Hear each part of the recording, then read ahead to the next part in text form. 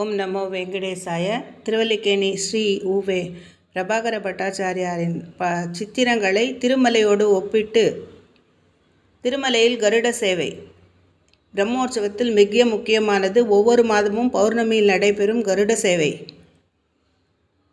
இந்த அற்புதமான சேவையை மனக்கண்ணில் தோன்ற வைத்து வரைந்திருக்கிறார். அடுத்தபடியாக திருமலையில் ரத சப்தமி மிக முக்கியமான ஒன்று. சூரிய தரிசனம் 7 வாகனங்களில் சேவை நடக்கும் திருமலையில் அன்று.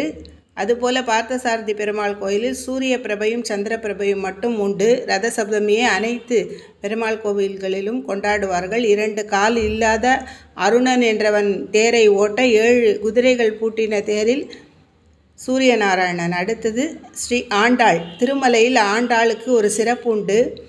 மார்கழி மாதம் 30 நாட்களிலும் சுப்ரபாத சேவை கிடையாது. அதற்கு பதிலாக திருப்பாவை 30 நாட்களிலும் சேவிக்க பெறும் ஒரு சிறப்பு வாய்ந்த சம்பந்தம் உண்டு ஆண்டாளுடன் திருமலைக்கு. கோவிந்தன் என்ற திருநாமம் இவரது பாசுரங்களிலெல்லாம் இடம்பெறும் என்பது முக்கியத்துவம்.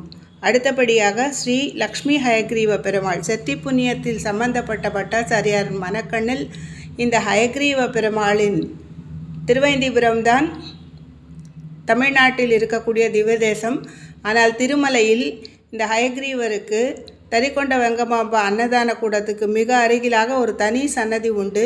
ஞானானந்தமயம் தேவம் நிர்மல ஸ்படிகாகிருதம் ஆதாரம் சர்வ வித்யானாம் ஹயக்ரீவம் உபாஸ்மய என்று கல்வி ஞானத்துக்காக அங்கு பிரார்த்திக்கலாம். இந்த 10 அவதாரங்களையும் இங்கு வராக கஷேத்திரம், ஆதிவராக கஷேத்திரம், சீனிவாச பெருமாளுக்கு இடமளித்தவரே வராக பெருமாள்.